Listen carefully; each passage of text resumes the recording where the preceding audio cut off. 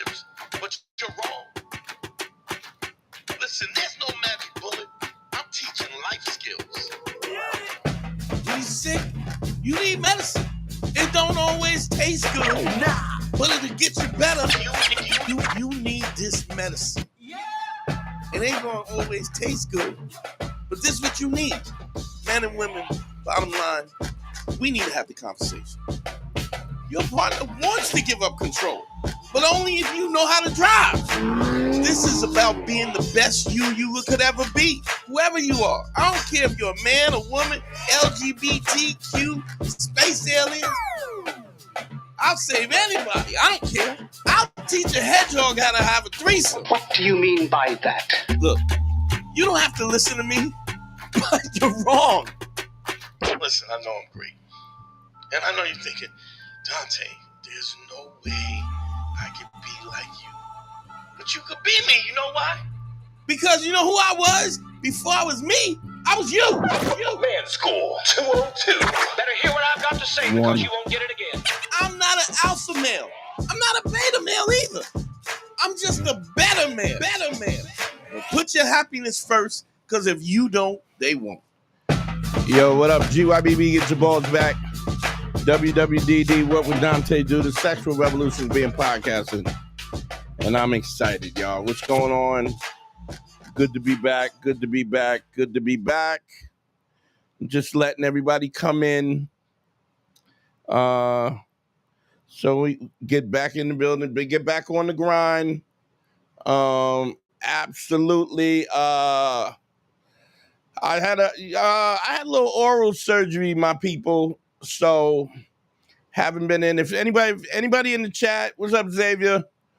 Danny, what up? If you can hear me nice and clear, please, give me a thumbs up, please. Haven't been live in a minute. I was out in England. I was filming some stuff, been running around, and then I wasn't feeling too well. So, but I'm back and better than ever. So there's that. Thank you, Danny. Appreciate you. People coming in the chat, lot to talk about. School hasn't been in session in a minute. So, what up, Wood Shredder? What's going on? Thumbs up from him. A lot of stuff going on. A lot of things that I've been thinking about. But I really want y'all to Ghost Dog in the building. What's going on? Let me see. Let me put the numbers up. I'm sorry. I'm a little rusty, people. Little rusty. Telephone numbers up, 929-269-4922. We haven't been live in a minute, so there's that. But I also got a lot to talk about. A lot on my mind, a lot of things in perspective, my own personal growth. So what I find a lot of times is that as I'm growing as a 58-year-old man, I realize this thing never stops in. It never stops. The learning never stops. The figuring out, even the stuff that I feel like we have established an understanding about. There's always a nuance to that. There's always a nuance where we can be more specific, be more precise. And I realized the importance in not wasting time is super important. The only way we keep from wasting time is by being precise, very intentful by what we're doing. Shay, what up? And I feel like there's never room where you can't where you can't do better, you know. And doing better is the thing that makes your life better, makes your life easier. So we can be lazy, we can procrastinate, and all of those things, but we need to understand that if we are aware of what needs to be done and we don't do it, it's our fault. And we don't get to complain. We don't get to whine about, ultimately to whine about what we don't have, what we wish we had, what we wish we had done. It's one thing if we don't know. Big shout to Salim in the building. What's going on? Um, we don't get to bitch about what we don't have if we didn't work at trying to get it. I remember when I was younger, I have a cousin of mine who passed the bar exam, became a lawyer. And I remember feeling a little jealous about it, feeling like, hey, um, man, why am I not a lawyer? But I never went to law school. So how ridiculous is it for me to be in a situation where I care about something that I have not even put the time, the effort, or the energy into achieving something that I want. And the bottom line is, if we want it, we got to go get it. I don't believe that there's a limit. What up, Mel? I don't believe there's a limit to what we can have. If now, let me rephrase that. It's not that I don't think that there's a limit. There probably is a limit to what we can have or what we can't have. But if we haven't made an attempt to appreciate what the time and the opportunity that we have, and we haven't made the attempt to really push ourselves to the limits, then what? Then what do we ended up with? Then we don't know what that limitation is. So let's figure out let's figure out what those limitations are. Let's get out there and really see what we're capable of. You win some, you learn some. Notice how I said that? You win, and people say you win some, you lose some. I go, you win some, you learn some. Meaning every time you lose, you're learning. You have information that you didn't have before, things that didn't work before, things that you might have thought as options. Now you know not that those things are not options because they're not sustainable, or they're not things that put you in a situation where you can actually achieve some of your goals and be what you want to be. I've also come to this conclusion. I feel like overall, I am so surrounded by I'm so surrounded by people who are just patentedly unaware of their own shit. People say common sense is common. It ain't common. Things that you think is obvious, things that are obvious to you is not obvious to everybody else.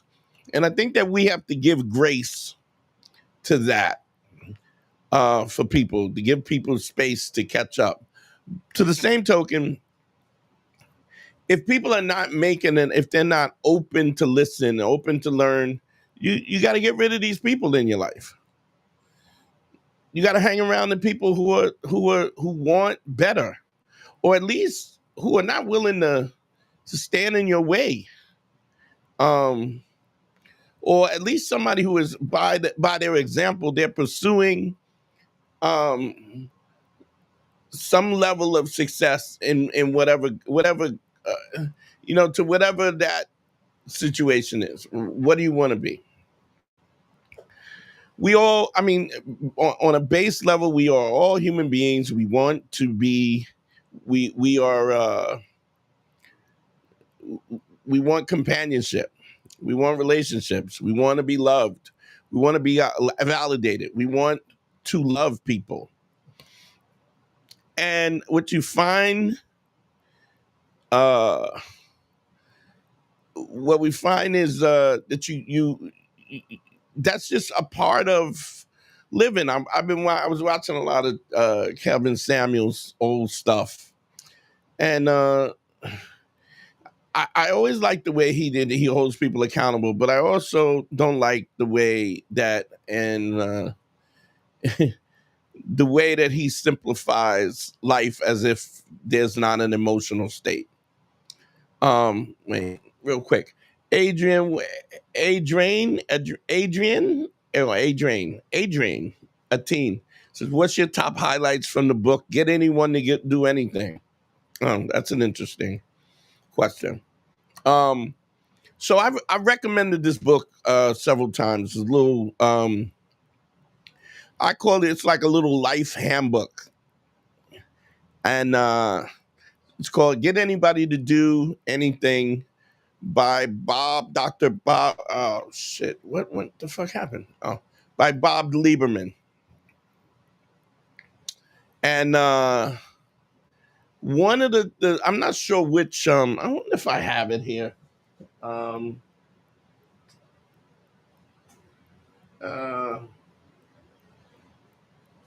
I don't know where it is right now. But one of the lessons in that book is something that I always go back to. This is that people don't find you attractive by what you do for them. What makes them attracted to you is what they do for you. This is a really important concept because overall, it's so counterintuitive to what we normally think is the case. So you meet a young lady or whatever, you meet a man or whatever, and you want to impress them to whatever degree you want that to happen. And you buy flowers and you take them out to fancy restaurants and you buy purses and none of that builds attraction. What builds attraction is what they do for you. Let me be clear about this. This is a really important concept because we don't think this. We think if we want to get somebody's attention, we got to do things for them. But this is an interesting concept because the reason why that doesn't work is because what do we find attractive? I've asked this 100 times, and guys usually give the right answer when I've done consultations and whatever. They usually answer this right. What do we like most about our counterparts? We like that they like us. That's the first thing that we like. The problem is, if we do things that we have not earned, it doesn't have any meaning for us. For instance, if you get a kid and you get some rich kid and it doesn't even have to be rich. One of my ex-best friends, his father passed away, had a heart attack, came home, found his dad passed away on the kitchen floor. And then he had to take, he was like 16, 17 years old, instantly had to become a man. And the interesting about that is it's always interesting how those things affect us overall.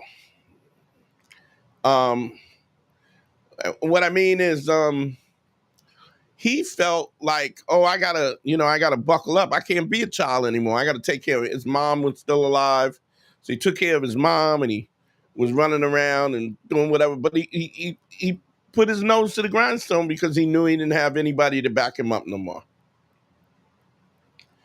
And but what happened was when he had his own kids, right? He was stricken by the fact that he didn't have the support, and so he wanted to give his kid everything that he didn't have. So there was this overcompensation for his son that he always did things for his son unnecessarily. So he bought a car for him. 2 weeks later, put the car in a ditch. Bought him another car. He wrecked that car. So one of the things about that I remember us being friends and him, raising his son, and I'm just thinking, I remember the first car that I got. My dad never gave me a car, right? I saved my money. I think I was like $1,400. I saved up and I bought my first. It was a vomit green Chevy Chevette with vinyl interior, and but I loved that car. I shined the rust off that car. But the reason why it meant something to me was because I earned it. And when we don't earn something, we don't value it. A lot of times, like Kevin Samuels would do stuff about women not being accountable, but so much of this is just human behavior. We don't care about the things that we don't earn. And because we don't care about it, we take it for granted. And so as long as he just kept buying cars for his son kept wrecking them. And the point of it was this: when you have to earn something, it means more. So here's the thing: when you give, if you have a significant other, or even somebody who you're interested in, you making them a part of your life is what builds the bond, that relationship bond. Because of the fact that people do things for you, right? Or you have people do things for you, right? It gives them purpose in their life. And I understand that sounds arrogant. But if you think about it, you think about women who date, it's a guy who's always a fuck up, right? Why does this woman, no matter how many times he gets arrested, no matter how many times she has to bail him out, no matter how many times why does she feel connected to him? She feels connected to him because he gives her purpose. Subconsciously in her head, she's going, this guy needs me. He gives me purpose. What would he do without me? How would he even focus? How would he even pay his bills? How would he, if I'm not important? Now, don't get me wrong. All of that stuff gets stale after a while when the emotions change and stuff. But initially, it's a good feeling to be needed. And when somebody needs you, in the context of them needing you, gives you focus, creates attraction. And I learned this myself. My first marriage, I got married. I was raising her 2-year-old at the time. It wasn't till later I started doing comedy in 2000. And when I first started comedy, I was very insecure about doing comedy. I didn't think that people would find me funny. So the first thing I did was I studied everything. I studied every book on stand-up comedy, joke writing, sketch, anything I could get my hands on, I studied, right? So at a very early part of my career, I was pretty good because I understood the fundamentals. A lot of y'all, I've talked about this before when I talk about how I got into fencing. and how when I first started fencing, it was 6 months that I was just walking around with my finger for 6 months, just trying to get my footwork together. And this holds true in every other situation, in boxing and martial arts and everything. Anyway, but I was insecure about comedy. She went to every show that I ever did. Everything that I wrote, I would say, is this funny? Do you like this? Do you think this is funny? And we had a ball because, I needed her. Her opinion mattered. Her opinion mattered, and I cared, and I constantly looked for her approval, and she felt like she was a part of my life. But as I gained some level of proficiency, yeah, Felicia, I'm feeling better. Thank you, darling. But as I gained more proficiency, I stopped asking her opinion. She stopped becoming part of my whole growth in comedy. I just had no real need to ask her. First of all, I had gotten funny. I had an understanding. I was hanging around some comics that were 20-year comics, at least 10, 12-year comics. I mean, I think Patrice had already been doing comedy for 10 years already, and he was amazing at that time. I remember thinking I never saw anything like him doing comedy. Anyway, fast forward, I stopped asking her opinion, and she stopped wanting to come. So when I would go out, have a show here and there, and you want to come? No. And I thought I was just being a good husband. Like, why would I make somebody come to something that they don't want to be in, right? And then she went back to school, and she started doing other things. I think she took dance classes or some other crap. And I just thought, and not only did she take dance classes and stuff, but I sponsored it. It was literally a situation that whatever she wanted to do, as a husband, I was like, well, whatever she wants to do, I'm going to facilitate that. She wants to go back to school, I'll help her in any way possible so that she can find happiness. And what happened,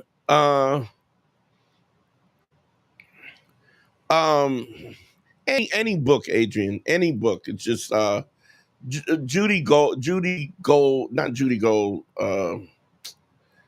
I forget the name. I'll post the comedy book, but they were all basically, the bottom line is you got to get out there and do it. But it's always good to have there's a book called The Comedy Bible that'll give you at least joke structure. But the bottom line is you have to get out there and do it. Anyway, she stopped coming. She started doing her own thing. I was doing my own thing. I thought it was great. I was like, I'm just being a dope husband because she don't want to come. I don't want to make her do something she don't want to do. I didn't really need her help anymore because I had kind of outgrew her advice. It wasn't like she was studying comedy like I was, and I was the one learning. And so I just surpassed her ability, that I stopped asking her questions, but she intricately didn't become a part of that life. And that was such a big part of my life. If I wasn't working at the phone company, if I wasn't taking care of my mom, I was writing comedy or doing comedy. And if I wasn't doing married stuff or being a stepdad or whether I was doing comedy. And I'm pretty sharp, so I picked up quick. And her opinion just didn't matter to me. I wasn't being mean. It just, she was going to school and I was going to the school of stand-up comedy. I was in them streets. What I realized is that after a while, her life and my life became separate. We didn't have any connection. I mean, she lived her life. I lived my life. We lived in the same house. We were raising her daughter, but I mean, she wasn't really into being a mother anyway. And so we just grew apart. And I learned that then that you gotta, especially when you're a person who's intentful, Um, um, you know, when you're talking about people, you're intentful. You have a tendency to just look forward, and you're not. But if you want a relationship, and this is an interesting thing, I say this to dudes all the time, and I shouldn't just say dudes, but I mostly say it to dudes. I say, guys, people will have a dog. They'll buy a dog, buy a puppy. And let's be honest. At the bare minimum, if you buy a puppy, you expect 10, 12 years of having this dog, right? From the time the dog's a puppy all the way until the dog gets old, until the dog can't stand up. It can't, it shits on itself. You got to carry it to the vet. But human beings, grown ass people will make that commitment. They will make that commitment to a dog and not make the same gravity, not even have the same gravity of a commitment that they have to a marriage. It's insane. And nobody's dog doesn't end up without arthritis where it can't walk, it can't climb the stairs, and shit. We know how it turns out. And that, you might get lucky where you get a dog maybe 16, if you're lucky 18 years, but we know that at the end of, but we willingly, as adults, we willingly make a commitment knowing that we're going to have to train this dog, walk the dog. We have to walk the dog 2-3 times a day, feed the dog. Any vacation we have, whatever, we have to. Our life is affected by this dog. It's a funny thing is I was watching Kevin Samuels talking about this, how women will have a dog and they'll be trying to date, and it's like if you on a vacation and you got a dog, you just can't extend the vacation. You gotta go home. When you want to leave, you gotta put the dog. You gotta find somebody to watch the dog and take it. So it's interesting, especially if you're trying to find a mate, right? To create these obstacles that don't give you the freedom, especially women.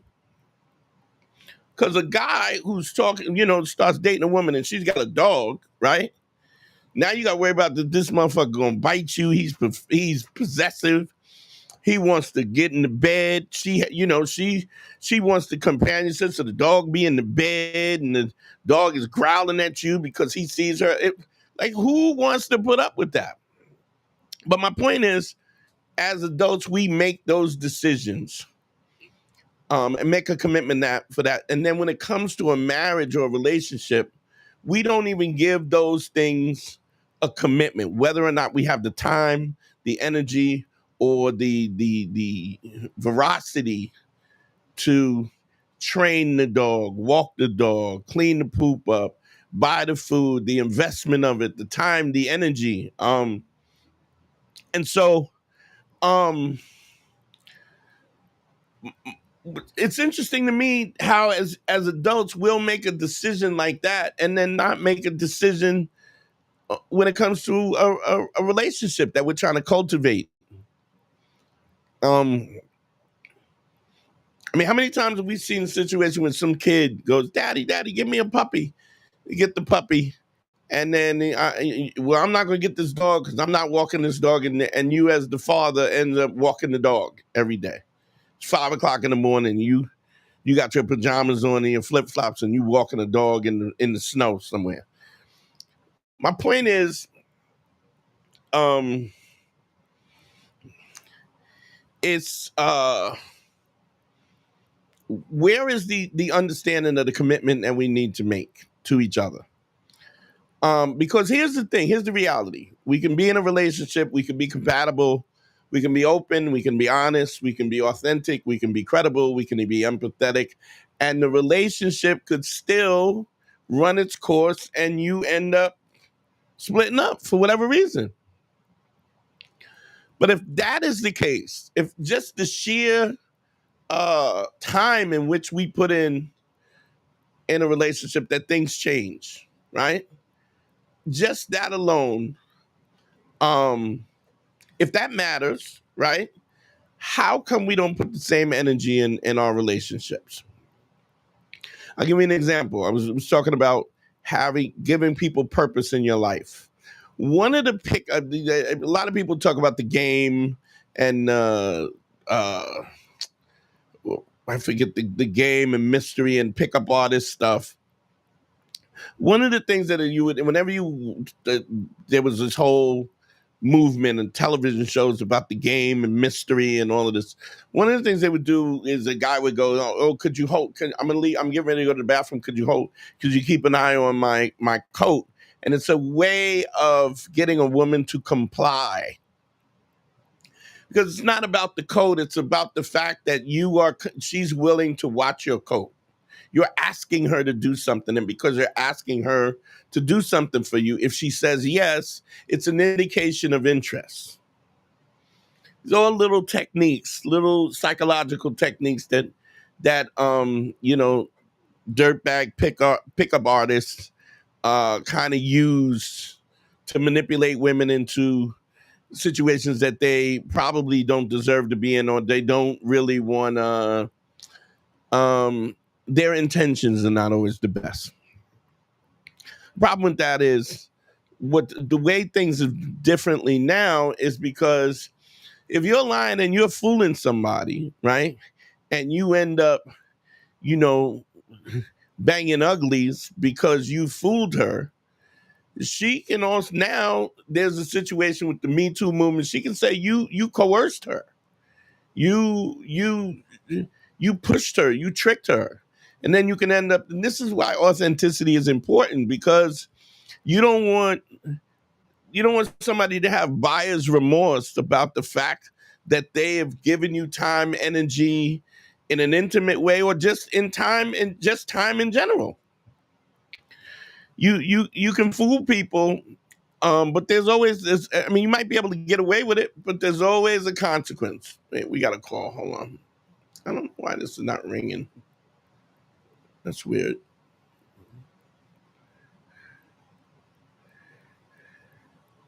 Why don't I To hear? accept, press 1. To send a voicemail, press. What's up? What's your name? Where you calling from? Hey, what's up, Dante? Hey, it's Baltimore. I'm calling from Washington State. What's going on, brother? How can I help you? Hey, man, just want to say I love the show, and I do need some help. That probably want to consult with you later, but I want to kind of tell you what's going on. All right, let's shoot. Let's get it.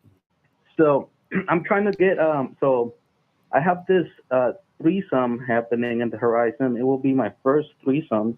Okay. I'm just trying to maybe get an idea of any pitfalls I should be aware of.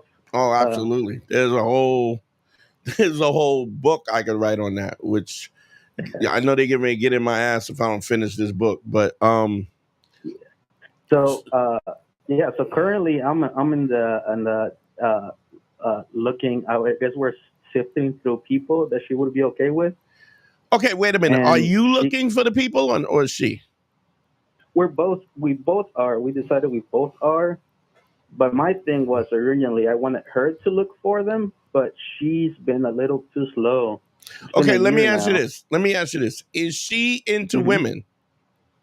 She is. Yeah. We talked about has she dated women before?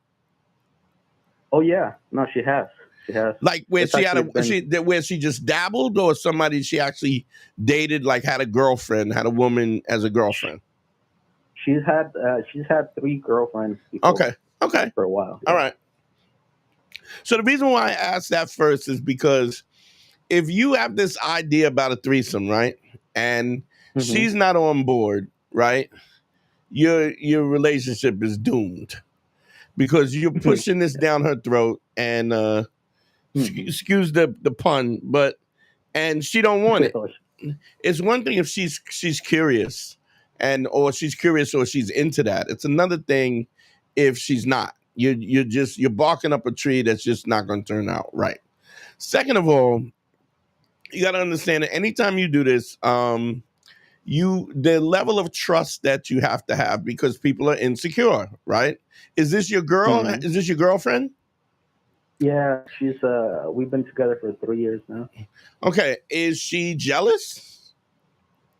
I mean, who isn't at some point, I right? mean, there's plenty of people that's jealous. I'm not jealous. If you don't want to be with me, I'm like good riddance, because are you jealous? Well, I am. I mean, sure, I am. Yeah. Okay, so here's my thing. You're putting her in a position where she has to decide if if her desire to be with women outweighs her ability to make sure that you don't like somebody better than you like her. Exactly. Yep. Okay. That's And what so she has. Also, the first thing you don't want to do is you don't want to get the girl. If you think about just that simple dynamic, right? Mm-hmm. If you bring a girl to her, right? What are you ultimately saying is, so this is somebody who I found attractive that I thought would be good for this, right? And I don't know if you ever seen like jealous women, but there's women who get mad at you because they had a dream about you fucking somebody else, Like, I had a dream, Mm-hmm. I'm mad at you. You was cheating on me in my sleep. So if you think about it that alone, right? Think about the fact that if you elevate that to a situation where physically you are having physical contact with somebody, and that the relationship has to be so strong that she doesn't think that you're going to find this other woman more attractive. And here's the thing, it's you probably won't, because you don't know this other woman. You don't know. I mean, even if she's bad as hell, and she's pretty or whatever, every relationship comes with its own problems, right? Right. So there's an old saying is show me Beyonce and I'll show you the guy who wants to not be around her. You know what I mean? So the point is, you're in bar. How old are you? I'm 34. Okay, so the first thing she has to know that you are concerned about her jealousy and whatever her concerns are, right? Mm-hmm. If you're out hunting for the girl, she's gonna assume that you want this more than she wants you to want it. You have to act like this is something that she wants, and you're willing to accommodate her. And even then, when the threesome goes down, you have to put her first. That means she's the first person you kiss. She's the first person you trust. She's the first person you F. She's the first person you go down on. Mm-hmm. She's the first, you know what I mean? Even when it comes to the nut, she's the one that gets the nut. You understand? Like, you have to, she has to be, this other woman has to be almost an object. Almost like a human vibrator, if you can, or human, because if at any given time that you violate and you show this woman any attention that you may not, and even the equal amount of attention, there's a good chance the whole thing's gonna blow up in your face. Yeah. So I mean, oh, go ahead. No, go ahead. Oh, I've been listening to you long enough to this is a refresher for sure. Right. So this is a lot. It's a lot to embark upon, unless and even if she initiates it and she brings the girl and she's comfortable with the girl, you still gotta put her first. Because at any given time, you could do something that would make her think, oh wow, he likes this girl more than he likes me. And the insecurity pumps, and then it becomes, so you have to constantly make it clear to her, look, you don't mind doing this, but if it's going to jeopardize our relationship, I'd rather not do this. Right. If you're too anxious, if you're too excited, all of those things communicate to her that you might be, because let's be honest, any relationship we're in, right? Like, I'll give you an example. You're 34 years old. Yeah. If you could have sex with any girl you wanted, who would it be? Celebrity, famous, musician, who would it be? I mean, I would just think about the person I saw yesterday. You know, I wouldn't even go that far. I'm saying, but if you had your choice, you could pick anybody. Who would you pick? I would say Angelina Jolie. Okay, so Angelina Jolie, right? That's your pick, right? So let's be honest. That's your top pick. So everything other than that is a consolation. Do you understand what I'm saying? Okay. Because if I give you, so we all are settling for something else. Because our ideal person would be this. And so knowing that in a situation, then you take it to a threesome, there's always this insecurity about what if this person wants me better? The only way you don't have that jealousy is when you know that you got you know that there's no chance that somebody could possibly give somebody more than you can give them. And you got to be really practicing ACE in order to feel that. That somebody, when somebody leaves you or somebody breaks up with you, or even they say, I don't love you no more, whatever, you gotta be so confident that you're going, yeah, all right, well, good luck with that. I wish you all the luck in the world. See ya. And know that she'll never find nobody else better than you. And not question it. So this is a really kind of specific thing you have to do. You have to constantly reinforce the fact that you're not willing to do this at the risk of the relationship. And that if it means risking the relationship, you'd rather not do it. And then you have to she has to find the person. So you're saying she's taking too long? She's probably taking too long because she don't want to. Yeah. Well, I mean, 1 year she was just going through a bit of a depression, but the year before that, we did have like a orgy situation. But then that year went by, and then finally I brought her up 2 years after. Like, you know, I've been waiting for right. this. But I'm saying this is not like, I asked if she needed help. You understand? This is not your life. This is not your lifestyle. There's people that live this lifestyle. You know, there's people that do orgies, wife swap. They're in that life, and because they're in that life, they've had it tested where it's like, this is how we play, and it doesn't matter. But if you had an orgy 2 years ago and y'all haven't had anything other than that, it's not like she was like, oh, let's go back, or let's, where's another one or whatever, and she wasn't in that life, and she's not. Understand something, man. I've never known a woman to want something and not ask it, or not at least make it clear that that's what they want. You understand? Yeah. So, she understands that, I mean, we talk about me being happy. She understands that I do at some point want to be with other women. And since it just hasn't happened in 2 years. Well, it hasn't happened. It hasn't happened because she doesn't want to do it. She doesn't want to do it, right? Yeah. I mean, let's be honest. If what has she not done? What has she wanted to do that she hasn't done? Nothing. Like when people want to do something, if you got somebody that's in that life and their lifestyle is swinging and swapping and all, you're gonna know that up front, and it's gonna be something that you do and that you do frequently. If she's not working towards move to that point, you have to assume that she doesn't want to do it. Now, if she does it and then it changes, or you're making her feel comfortable enough that she feels that she feels like she can trust you enough to kind of move into that, then that's different. But the first thing you have to do is reinforce her that this wild night is not more important than your relationship. Okay? Because if there's any question of that, she's not going to do it. Okay.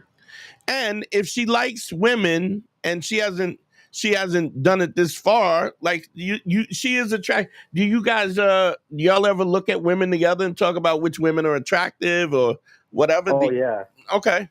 play all the time. Yeah. So she's attracted to women, but she hasn't dabbled in it because she's happy with you. Or she's happy with you and doesn't want you to step out on her. Yeah. I think that's the fear. So it's got to be something that she feels comfortable about it, and you are the key foundation to that makes her feel comfortable about that. Okay. All right. Yeah, I feel like that's and then when it does happen, we can do a consultation, and I'll talk you through we'll do that. Yeah, the extents of what you need to do, what specifics of how you have to handle this, because I mean, understand this, man. Once you cross that line, if it goes left, you got to be a really solid dude to get the relationship back to where it was. Okay? Yeah. That's what I'm trying. And then the question is, do you want to risk that? Do you want to risk that? And if you do, you do. I'm not. One of the things I always say is I'm not judging. But understand something, that all of this, there's an old saying that Mike Tyson says, everybody got a plan until they get punched in the face. Everybody wants a threesome until you have one, and then your girl is looking at you like you cheated. One of the reasons why I'm not, I have a separation with my wife was because, during her pregnancy, she just didn't want to, she didn't, she just wasn't sexual. And I was like, yo, it's like, what's up? It's been months. What's up? And she was like, oh, I thought you could get that. I thought you could get that taken care of. I thought you would get that taken care of, because she met me through the podcast. Right. And I was like, oh, okay. Is that what we doing?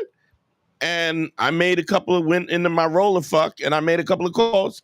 And then when I was smashing somebody, right, then she was like, oh my God, how could you do this to me? We have a child together. I go, you literally told me this is what, like, to go handle this. So do you understand what I'm saying? What I'm saying, it is the logic of things are based on the emotion that a person has at the time when you're talking about it. And when it goes left, then a lot of times people are not going to be accountable for what they set up, I got you. Okay? Yeah, man, I appreciate the call. All right, brother. I appreciate you calling, man. Have a good one. Later. Yeah, it's a weird thing. You gotta, and here's another thing about that. Even that is that, when we talk about, now I was talking about getting a puppy, and you got to paper train your puppy. You gotta house train your puppy. Like, you have to not house train your significant other, but you got to be clear about what those boundaries are. And so, if you're going to hold somebody accountable, you got to hold them accountable, And if you're not holding them accountable, expect them to be frivolous and accept, press 1 to send and frivolous about what they say and do. What's up? What's your name? Where you calling from, family? What up, Dante? It's Danny from Utah. How you been? What's going on, Danny? How you doing, bro? How can I help you? I'm doing great. I just want to give you your props, Dante. I got a consultation with you a couple months ago, and I was slacking on the 5 bricks. Right. Lately, these past couple months, I've been daily 5 bricks. I don't end my day until the 5 bricks end. But that's awesome. You actually recently, I actually got laid, and I'm not trying to flex or anything, but I got laid. This is something I would have never been able to do fucking 6 months or a year ago. Well, we can flex a little bit, can't we? We can flex. Yeah, Danny got laid, yo. Yeah. Flex a little bit. Yeah. I mean, you gotta take the wins. You know what I mean? Hell yeah, it feels good. I feel like I'm not quite there yet. I'm still laying the 5 bricks, and I'm still seeing that girl I smashed a couple weeks ago. But slowly, I think it's slowly leading to a relationship. I'm still laying the 5 bricks, but I just want to give you your flowers, Dante. I'm not quite there yet, but I appreciate it, man. I feel like I could approach a lot more girls now, and just do the shit I couldn't do 6 months ago. You know, it's just crazy. Well, I mean, how it's changes. if I told you, which I probably did, I told you it's life changing. You know, the process is life changing. It changes your life in ways that you never thought it could be. But I mean, you like I always say, I've gotten used to it. Oh, real quick, big shouts to Keisha. Keisha, what's up, baby? I'm doing fine. I had a little oral surgery, but I'm doing fine. But all in all, you gotta, you know what I'm saying? Everything is a skill. You can learn anything. I mean, I don't know. Like I was talking earlier. I don't know if you jumped on early, but one of the things I was saying is we don't really know what our limitations are until we make an attempt to see where those lines are. You know. And so, Right. how old are you, Dan? I'm 24. I just turned 24. Oh, that's dope. March. That's dope, man. That's dope. Now let me say this. I'm happy for you. Right. I just keep laying the 5 bricks. I want you to understand that the dynamic of it is just like what you have to understand. There's levels to this, right? Okay. So what I mean by that is here's a situation where I made mistakes with the mother of my son because there was, being in a relationship is different than being in getting laid is different than staying laid is different than being in a relationship is different than being married is different than maintaining a marriage. I mean, there's levels to it. And so, I've made mistakes myself. I mean, it's great for you guys because, you get to benefit from my mistakes and I can help you navigate the mistakes that I made myself. And I'm also pretty transparent about admitting to what those mistakes are because I'm not perfect and I'm just trying to be a better man, And and so being in a relationship is a whole different thing also because once you're in a relationship, now if you stay righteous and you stay authentic and you stay credible, a lot of things don't change. But what happens is we start to gain insecurities because now people mean more to us. We have a vested interest in the relationship, and so a lot of times we're not as honest as we should be. We avoid conflict because we don't want the relationship to end. And if you have to, it becomes even harder. So, man, I'm happy for you. Keep doing the work. Keep consulting. Go to DanteNero.com. Click on consult with me anytime there's a question because you can either learn it on your own or you can get the wisdom from me. I did have one question though. Sure. Said let's go. Initially, laying the 5 bricks, never to make it transactional, be honest. Right. And there was a couple moments where I fucked up and I made it transactional and I got their phone number and I communicated and we kept in touch,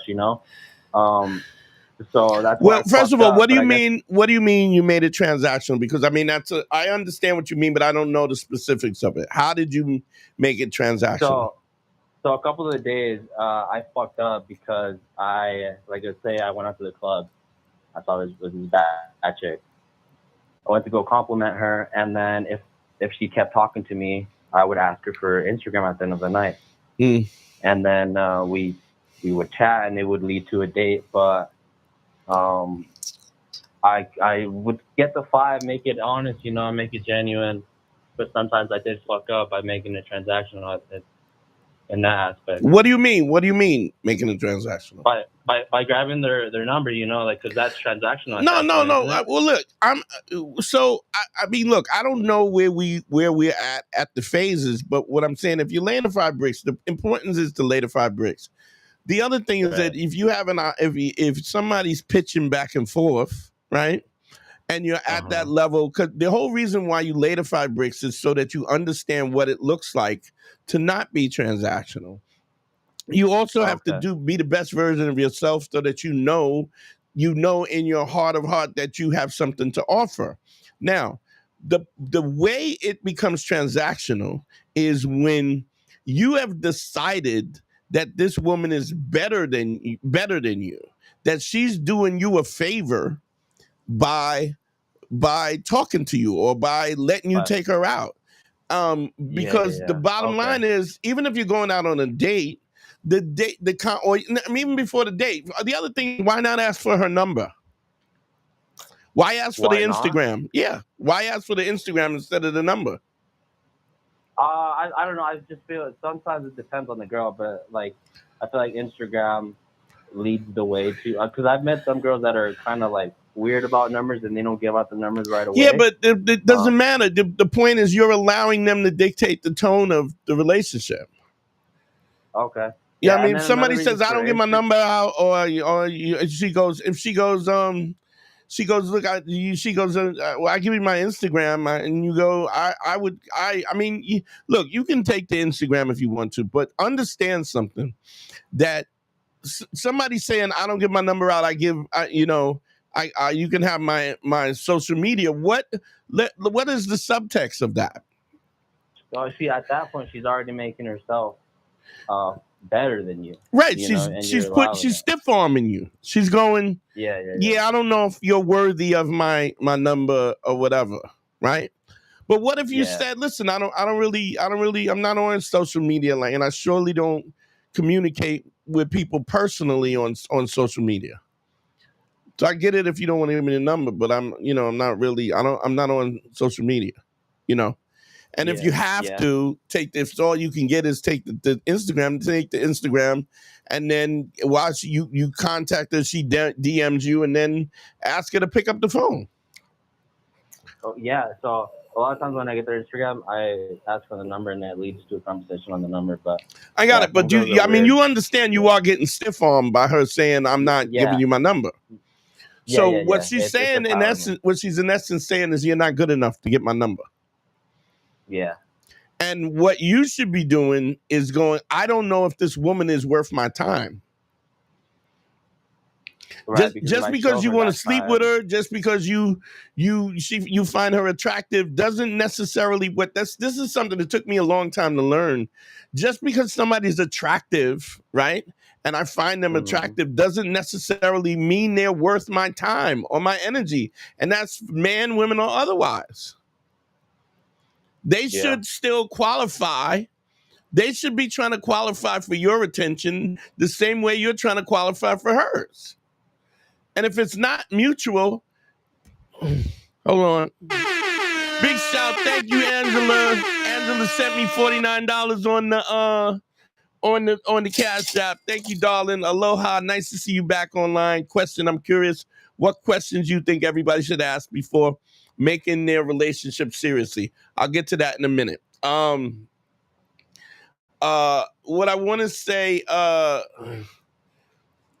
is so what I'm saying is, you understand that that's a stiff arm, her going, I'm not going to give you my number. Now I get it, because you know, anytime you catch fish, if you watch somebody bass fish and you ever watch them fish, they get a nibble on the and then they yank the line. Why do they yank the line? Because they're sinking the hook in so that they can reel it onto the. And the funny thing is, you can't, if you haven't found a way, you got to make the woman, she has to have an investment in you. So you got to sink the hook in. Okay. She has to be interested. And so you have to get that any way you get it, but understand what is the dynamic of what's going on.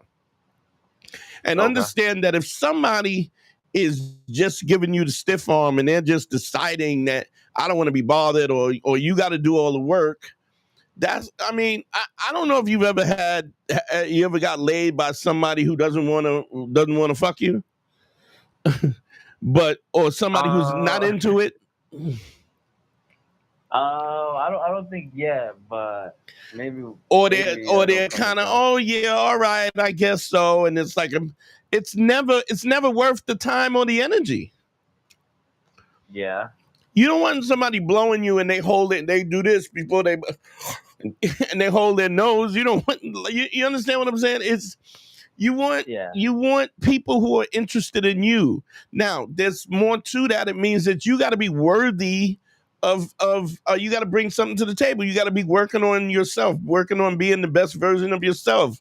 That's going to the gym, exercising, reading book, just being a better person, overall better person. And if you're not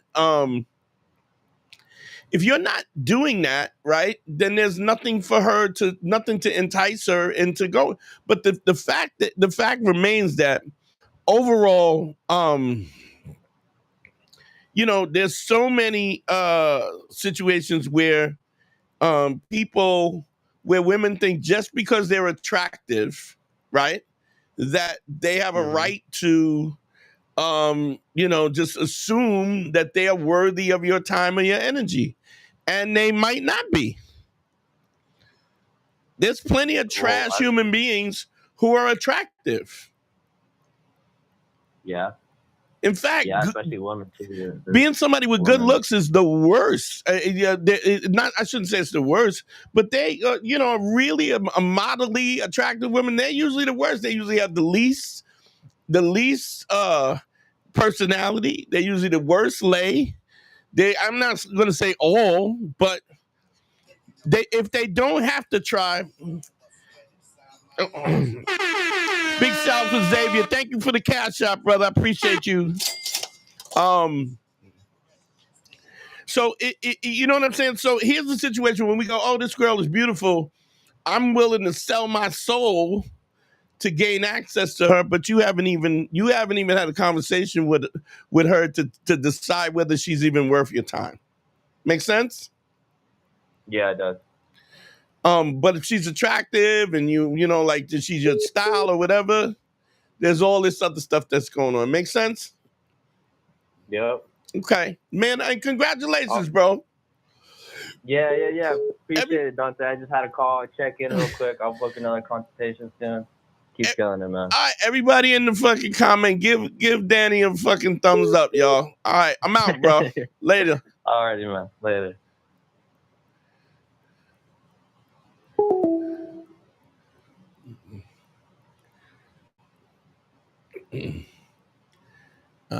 Shit. Somebody just called. I was trying to switch over, but I couldn't. Yeah, it works, man. It works.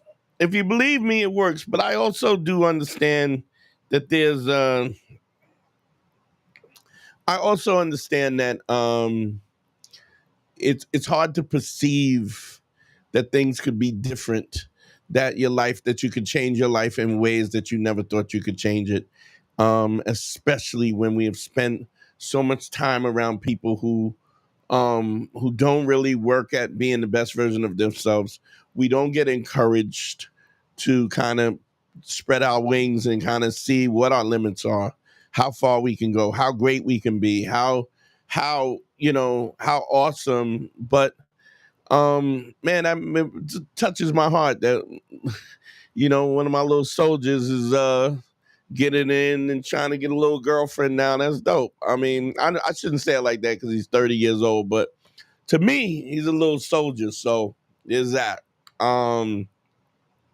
That's dope. Let me see. Donea, what's going on? Thanks for saying you missed me on Godfrey Show. I just get tired of his fans allowing dumb shit. So it's different for me. Hold on, we got a call. Let's see. Let's see. To accept, press 1. To send a voicemail, press 2. Yo, what's your name? Where you calling from? I'm sorry. Can you say that again? What's your name? Where you calling from, family? Oh yeah. This is Anthony. I'm calling from Washington. What's happening, Anthony? How you doing? How can I help you, bro? Oh man, I'm all right, man. I just had this weird. This was so stupid, man. I just wanted to ask you, see what could I've done better. But there's basically this girl who finally hit me up after almost 2 weeks of me giving her my number in the form of a card. Okay. Now the thing about it is she's already being disingenuous because she's calling me from her work phone and then initiates contact by texting me, hey, and not announcing who it is. Now, after the whole introduction thing, she then asked for a pic, which I sent her. And then once I asked for a pic as well, so I could confirm the person that I just met, she essentially refused because she just wanted to be nosy. But afterwards, she then sends me her real number to reach her on.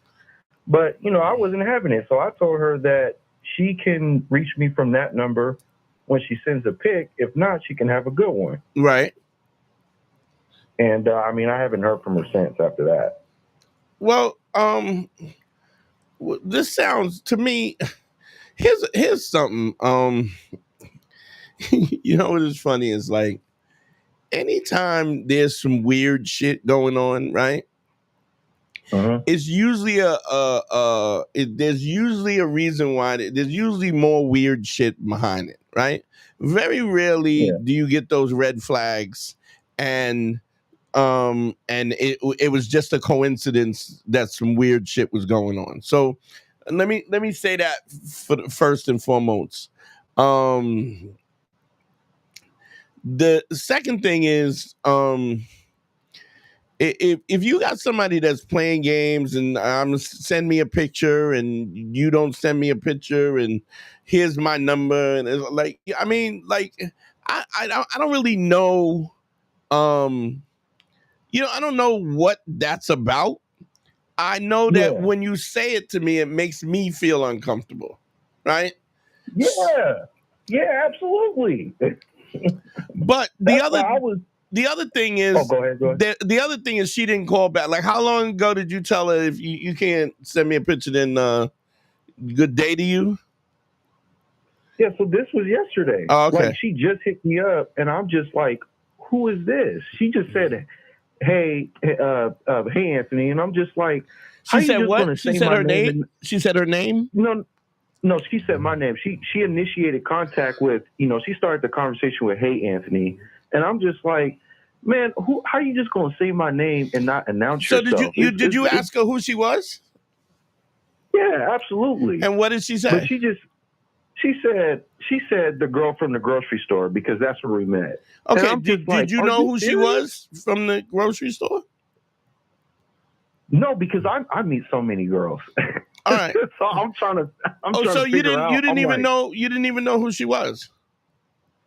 No, but that's why I asked. That's why I asked who was it? Right. And she said, this is actually no, she did say her name. She said her name, and the reason why I knew she was calling from a work number is because my ID said a different name.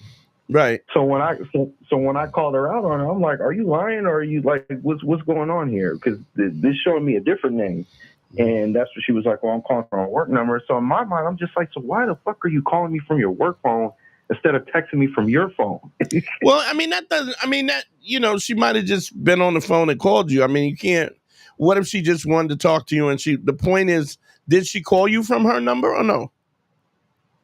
No, so eventually she texted me her number from her work phone and tried to do the whole, text me from there and we can, do whatever. So why didn't you just text her on her personal number?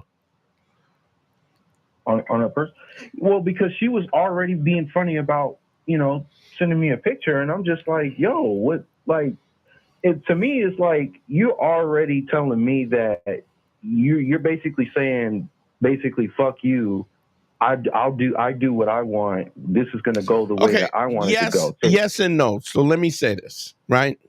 Oh, okay. All right. So here's the thing you have to take into consideration. You hit on her. Right. How long ago did you hit on her at the grocery store? Oh, this was almost probably 2 weeks ago, maybe. All right, but do you remember the girl that you hit on at the grocery store? Yeah, I remember her. It wasn't that long of a conversation because what I did was I just gave her my card. I just told her to hit me up. Here's my point. She thinks that you thought she was special, right? So she hit you up, right? And her assumption was that you would remember who she is. And Yeah. she goes, well, I'm calling you from my job. And then she goes, hey. So her assumption is that she thinks you don't have no other options. Now, you can be honest about it. It says, could you send me a picture? I don't remember, right? Yeah. And then there's always a chance that she might take offense to that because she thinks she's special. Make sense? Yeah. Yep. Right, because her assumption is not that you hitting on so many girls, like you playing the numbers game, you know what I mean? But the point is, if she does hit you back, then she instantly knows that you have options and that you're somebody that she's in. But it also could make her go, well, I'm not special. I'm gonna keep it moving. It could. Right, I'm gonna leave him alone. Right, Yeah. right. Or she might go, oh, wow, he got options. Let me, if he got options, there must be a reason why he got options. I'm fucking with him, you know? So it could be that too. So I always, when we talk about always leading with authenticity. Absolutely. If you don't remember, just say, I don't remember. Could you send me a picture?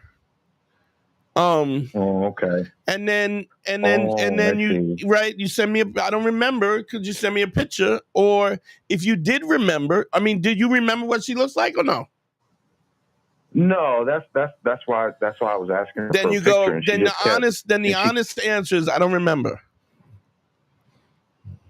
Right. Oh, so start with I don't remember, and then just right. Now she might not engage you back because she thought she was special, and you didn't make her feel special.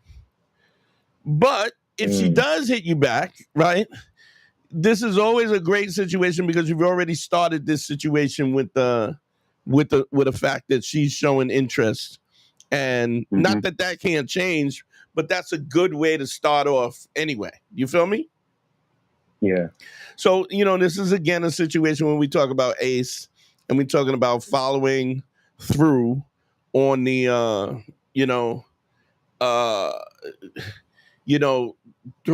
we talk about just practicing the principles because the answers are always in the principles.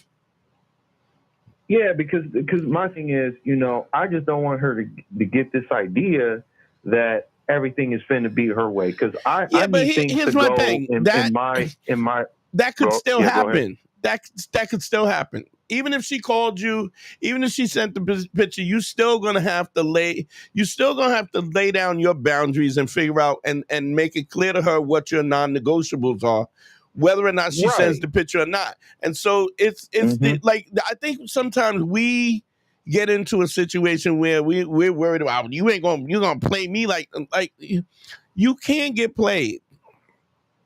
Even to the point where I'm gonna tell you something. I even say you can't get cheated on. And the reason why I say you can't get cheated on is that, look, a woman has her own body, just like you got your body. You could do what you want to do. She could do what she want to do. That's always up in the air, right? People are going to do what they want to do. When they are going, I am exercising my options, right? At least that's honest. Then you're not in a situation where you think it's something that it's not. But to the same token, big shout to Teddy. Thank you for the CashApp for $2. Thank you, bro. Super chat for $2. Welcome back, Dante. Keep up the good work. Thank you, brother. My point is that we panic because we want to get it straight off the jump. No matter what it is, there's always going to be a feeling out process. You know what I mean? I don't care who you are. And that feeling out process is going to be something where there's things that y'all are not going to agree with. There's things that you are going to agree with. And you're going to have to flush that out depending on where this relationship goes. It's either going to happen now or it's going to happen later. Whatever her assumptions are about you now, it don't matter. She doesn't know you. It's going to be... And I do try to take in consideration of that. It's just, the way I was processing, and I'm just like, if she's already being this resistant right now, I can only imagine how resistant she's going to be later on. It's a possibility, or she might be. But if you say, I don't remember, you send me a picture. Oh, absolutely. And then she sends the picture, then that would remove that whole idea of your perception of where her head is at. Mm-hmm. Yeah. You know what I'm saying? I guess what I'm saying is stop trying to be a mind reader about, I wonder what this means, or does she mean? Ask. Isn't it easier to just ask? Oh, absolutely. So, and that's the next thing. Because within that conversation, you know, I said so. I'm just like, yo, so, like, are you going to send me some, or were you just trying to be nosy? And she basically admitted to it, because she said, yeah, I was being a little nosy. So now I'm like, okay. Wait, what was she being nosy about? Just wanting a pic. What do you mean, just wanting a pic for me? Oh, okay. Oh, yeah. So after she said that, that's when she texted me, you know, call me from this number, and I guarantee you it's real. And that's why I told her, I said, listen, you can hit me from that number when you send me a pic. You know, if not, you know, basically we ain't got nothing else to talk about, because I just see you're already trying to play manipulative head games, and I'm not going for that. So let me ask you this: what if she said if she said a picture and she was unattractive? What would you do? Oh shoot. Well, if she's unattractive, there wouldn't be anything else. But okay, now let me ask you this: what if? Here's the second question: what if she was attractive, but when you talk to her, she was just like red flags and playing games? What would you have done? If she was attractive, but she was playing manipulative head games? Yeah. Oh, no, it would have been over. Because I'm at a point. Here's my point. Oh, yeah, go ahead. Here's my point. Okay. My point is, we have to have the empathy to understand that women have to deal with the fact that they are not, that every time they decide to go out with a guy, that they might be risking violence or grape, right? Yes. And so her cautiousness about whatever's going on, right, is something that is reasonable, right? Now, once y'all are talking and you're communicating, right? Then she has a right to be apprehensive. In fact, you don't want her to do something she don't want to do anyway, right? Until she's ready. Oh, absolutely. So what I'm saying is, it doesn't matter if you have the conversation, if it's the picture. It doesn't really matter which came first, the picture or the conversation. Because the bottom line is, if you really have the confidence that you say you have, right? Either one of those situations could disqualify her from even getting your time. But what you have to do is, you can't cut somebody off. You can't get to know somebody. You can't look, you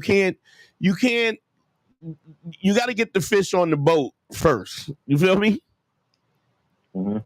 Before you can measure it and see if you got to throw it back in. Does that make sense? Well, but yeah. So what I was just coming from is, like, because even if that's a thought in her mind, like, if she feels uncomfortable around me, she doesn't know. Wait. She doesn't know you. She should feel. No, I get that part. No. I do get that part, right? But I'm saying, like, if she has that feeling going on in her mind, then that tells me, I'm just like, damn, your attraction to me is not that high enough. No, that's not true. That's not true. That's not true. She doesn't know. She doesn't know you. I know, but check this out, right? I think about guys like, and I know this is a little extreme, but I think about guys like guys like Ted Bundy, basically, for an example. This dude was known for killing chicks, and despite some of these girls knowing this, they still wanted to mess with him. Yeah. So I'm like, what are you talking about? You talking about after they knew he killed people, or you talking about before? I think, after. You talking about how women were saying he's so attractive and stuff like that? Right, and then they Yeah, would but find nobody. out They were saying he's attractive, but nobody was dating him once he was known to. He was killing people and cutting them up. well, even when he was in the courtroom, right? There was still hella chicks yeah, because he was good looking. He was good looking, but nobody was dating him. Do you understand what I'm saying? Well, I mean, he had this girlfriend that he was messing with while he was going through his trials and everything. And Yeah, that's what but I mean. but that was it was already his girlfriend. What I'm saying is nobody was effing with him, knowing that he can. And if they were, you're talking about the toxic chick who, I mean, that can't be your look. That can't be your baseline. Well, Ted Bundy got broads too. You know what I mean? Like that's crazy. Yeah. I'm just saying I'm saying you got to get the fish on the boat before you can decide whether it should be thrown back. Right, because you're just saying, like, because even if that was the case, that was all after the fact, so it don't really matter. Right. That's what you mean. Oh, right. Okay. All right. Right. So you gotta. So you know what? All the nonsense that you got to put through to have a conversation with. Now, once you have a conversation with somebody, if you're still seeing red flags and stuff, then you go, okay, I get it. You're a weirdo. Moving right along. But you gotta have that initial conversation. You know, you gotta find out if they're worthy of your time and your energy. You gotta get the fish on the boat. You know, like if you catch a fish and it's too small that it's gotta be thrown back in, you gotta measure it first. You know what I mean? So by having the fish in your boat, that meaning like you guys are actually you got to catch it, right? You got to catch it. That means you might have to send a text. You might have to get her off of social media. You might have to say, listen, you might take her social media and then hit her with a number and then get her on the phone and but then once you have a time to assess who this person is, that's when you go, okay, this is weird. Oh, I see. Okay, then you can make the decision whether or not you want to pull the trigger. Right, unless she's out and out disrespectful, because you have to assume that she's trying to protect herself. Yeah, because I mean, I just always remembered, even from a guy like Rosebud, he always say, don't introduce yourself, but present yourself. So that's what I kind of thought. Like, yeah, but I mean, you gotta look. I mean, when you talk about that, and Rosebud was a straight out pimp. So you think because if Rosebud was if he was trying to turn a chick out, right? And he said, "Hey, I'm so and so," and she said, "I'm not interested." You think he just gave up? No, he spit game, right? Yeah, he still spit game. Absolutely. So, you know what I'm saying? Okay. And this is the thing that, like I want y'all to have the self-esteem to understand when somebody's not of the caliber or somebody's playing games so that you don't get into these funky situations. But I also, I can't have you slamming the door. She go, too early. Like what's your middle name? Bitch, leave me alone. So you don't want to do that either. Okay? Yeah, absolutely, man. So okay, well, yeah, that's all I was calling for, man. So I mean, I really do appreciate the help. All right, brother, no problem. Appreciate you. All right, man. You take it easy. Later. Yep. Later. Phone lines are back open, y'all. A couple people are calling in, and I sent it to voicemail because I didn't want to get interrupted. But yeah, you gotta have, you know what I mean? You can't yell at the fish to tell them to jump in the boat. That's just not, and don't get me wrong, sometimes the fish will just jump in the boat. But you can't expect that.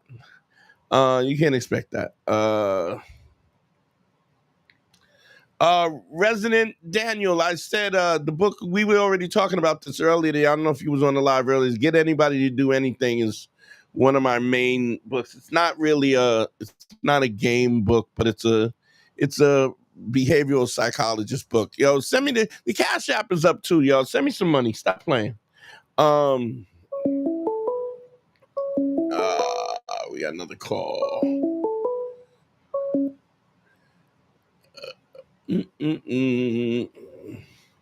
To accept, press 1. To send a voice. Yo, what's your name? Where you calling from, family? Yo, what's up, Dante? It's Delano from Atlanta. Yo, what up, kid? How you doing? I'm all right. How are you? I'm good. What's the deal? So, I was just wondering, what's your take on leaving a girl alone? When she's give me more than that. Come on, Selena. You know we've done when this. When she's moved on, but she still gives you she's still flirting with you. What are the parameters of this? You know better than to give me more information than this. Were you dealing with this girl? Yeah, I was seeing this girl. And why did you stop? Why did y'all cut it off? Or did you cut it off, or did she? She cut it off. Okay. And what was the reasons for her cutting it off? She wasn't liking that I wasn't committed. She wants open relationship. Okay. So my question is, do you plan on committing? Down the line. Okay. Well, that means no. Right now, you're not planning on committing. My question is, so is she hitting you up, or what is she doing? Sending you text message? What is she doing? Nah, she's not hitting me up, but every time I see her, it's a flirtatious behavior. Not anything over like crazy, but just flirtatious interactions. She what? It's nothing crazy, just flirtatious interactions. I don't know. The chemistry is still there. Well, I mean, is she trying to hook back up or no? She's dropping like little signs. So ask her. You know better than this, Selena. Then you ask her. Yo, what's up? I thought you said you didn't want to deal. You didn't want to deal with me. Okay. And then if she has nothing to say to that, or no response to that, or she doesn't, then like stop. I'm not gonna be your friend.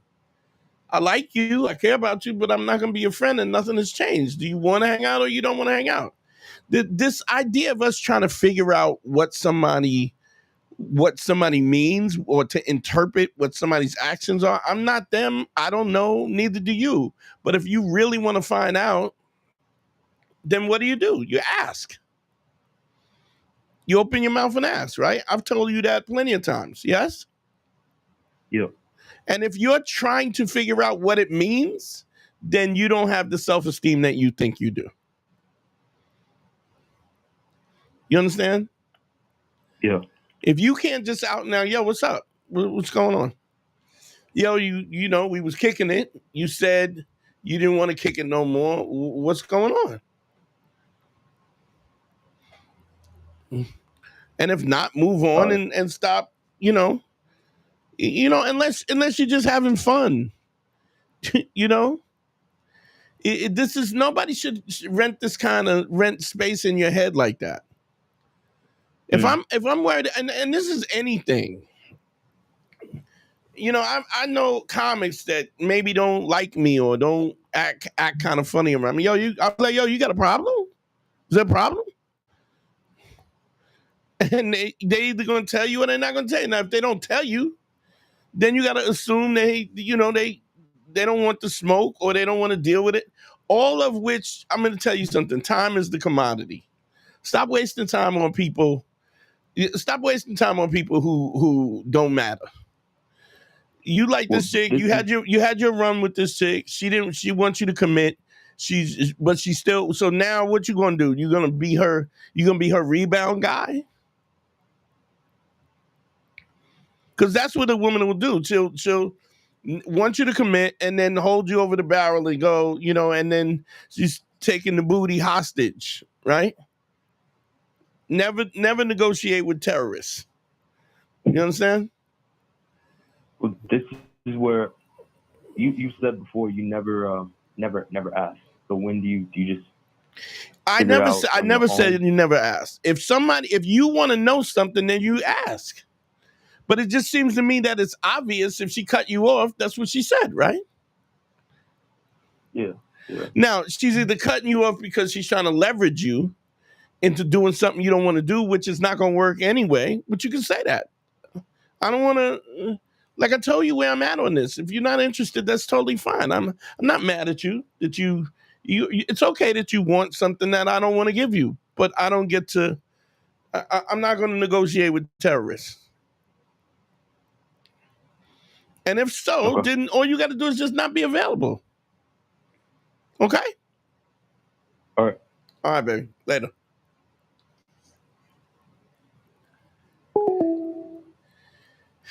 The thing that gets me is when I get questions like that, it's like you already know the answer to this. You know the answer to this. What you're doing is you're ego tripping, or you're trying to get an answer. You're trying to get an answer that you know I'm not going to give you. And I get that if you if this is your first time talking to me, or this is our first consultation, but I don't expect that from somebody who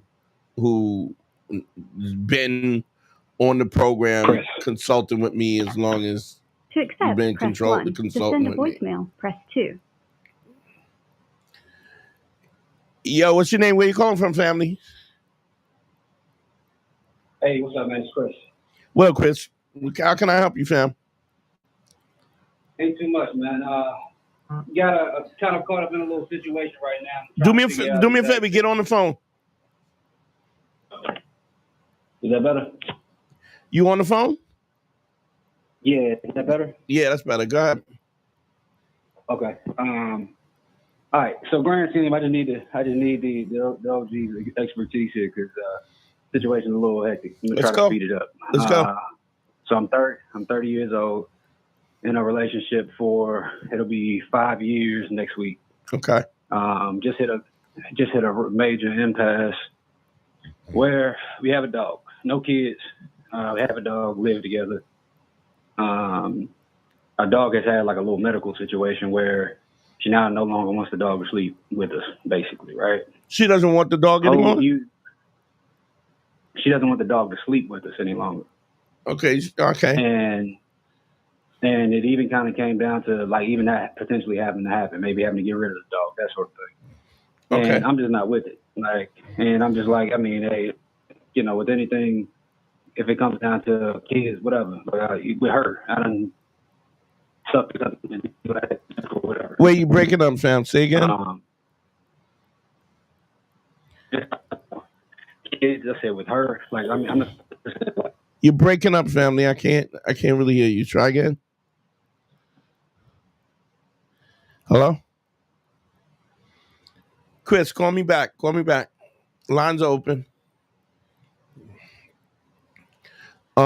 This already sounds like, I mean, I don't know if you're in a relationship with somebody for 5 years. I don't, just so I can say, I don't think it's unreasonable for somebody to say, I don't want a dog in my bed. Now it's another thing if she wants to get rid of the dog, but I don't think, I mean, there's a certain compromise. I don't think a dog, like I got a cousin who does nothing but train dogs. And I'm gonna tell you right away, he would never let you have your dog in the bed with him. But that's the whole thing. I'll wait till Chris calls back. And I think we're just gonna be the last call for the night. Unless I get a couple in there trying to slide in under the wire. It's good to be back, y'all. I mean, I appreciate y'all. Big shout to everybody. Big shout to Xavier, my soap. Red Brick in the building, Mike, Tyke Myson, Resident Daniel, Ahmed Al Nahar. I hope I said that right. Teddy P. Thanks for the $2, Teddy. Appreciate you. Jesse Burgers, Jabril Afrique, Dirty Dell. I don't remember the show. Dirty Dell said came to one of my shows. I don't remember, but I mean, I do what I do. Big shouts to Angela, Donald Delight, Swank Bono. What up? Yeah, I think this is Chris.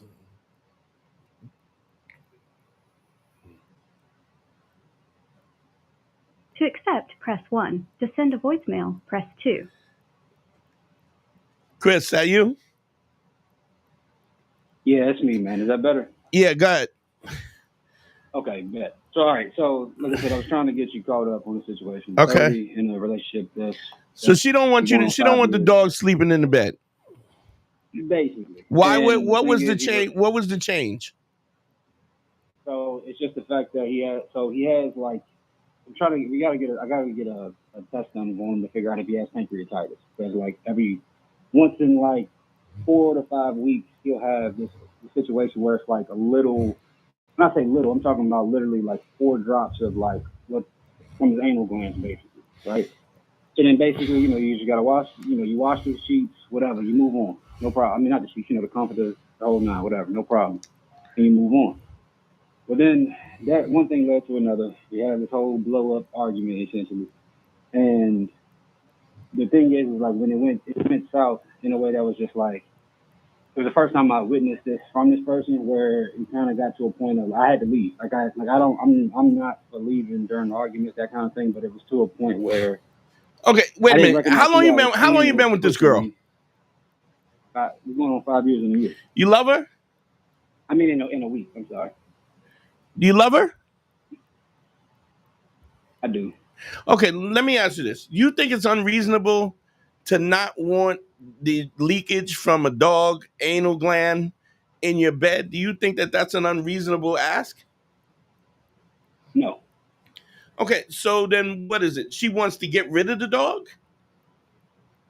So or let me put it like this. What do you want? Do you want to you want the dog sleeping in the bed and want to have to wash sheets? Or I mean, dog, I'm gonna tell you something. I'm like I was saying before you hung up. One of my one of my first cousins, he teaches Caney Corsos. He would tell you, do not have the dog in your bed. He absolutely would say that. But what kind of dog is it? He's a dash hound mixed with an elk hound. He's a small dog. All right, but I mean, it's not unreasonable for a woman to not want anal leakage in her bed from a dog, is it? No, so that's the thing is like that part of it is not really so much of my problem versus like all of the other stuff that comes with it. So I'm gonna try to keep it real simple. He's a rescue. He had him since he was a puppy. He has like this like abandonment thing the whole nine. It's sort of like she's already been kind of exiling him for like the last 10 days, and you see the change in him basically. And for me, it was just kind of like you're seeing it. It's almost like flipping this whole thing upside down because of a situation that we've been trying to figure out for the last like year or so. And to me, I guess, like I said, I'm thinking about it symbolically, where I'm just thinking of a bunch of other things where it's like, for me, I'm willing to figure out what's taking place versus the simple fact that it's like, to me, it's something that is small. And I understand, like, and what I mean by that is it's not small. If you got it's small to you because you love the dog, but it's not small. I guess that's my point. You love the dog and you don't mind anal leakage and washing anal leakage out. I don't think that's unreasonable. If you're telling me that there's something else, what else is going on that you have a problem with? So in the discussion, it went from it being about the situation and then it blows up. And the thing is that that's the thing. So it's not even about, like, for me, I have an issue with him doing it. You see what I'm saying? You have an issue with him doing what? I have an issue with the fact that this does happen as well. The difference is just that, like, I'm willing to, like, it's not as if I'm just like perfectly fine with it. It's just that it's something that happens every once in a blue moon. It's something that we have to deal with, and then we recognize that he has a medical problem. Well, we got to go figure this out. We got to pay to go get the test. But dog, you understand that it's not unreasonable for a human being to say, "I don't want a dog in the bed with me." I agree.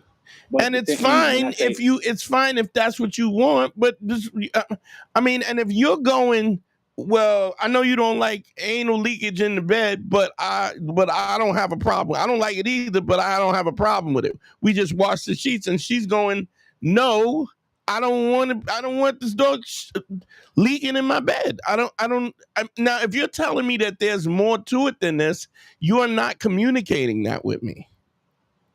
So I'm trying. That's why I said it's a whole. So Well, you're telling me it's a whole thing. What you said was the dog. She don't want the dog to sleep in the bed. What else? Right. So then that led to a discussion that turned into an argument. What is the argument about? It starts. So the argument is, of course, the discussion is initially about what is. You still telling me? You're not telling me what the argument is about. What is the argument? What are you arguing about? It basically led from the dog to essentially all of these other different things. And what other things? Like, you said that 3 times. I'm asking you again. What is the other thing? I'm trying to condense it down. So I don't want you to condense it down. I want you to give me the specifics of what she has a problem with. Okay, so of course, it starts from the situation with the dog. I know where it starts from. You keep saying that, and you keep saying you're trying to condense it. I'm asking you specifically, what is her complaint? It goes from the dog to basically me not caring about. I guess it's like her, and then it's like her, and then she talks about her safety as far as her health is concerned, and then it led to. Basically, like I'm thinking of the dog before her. She's right. Then, you are. Okay. Are you not?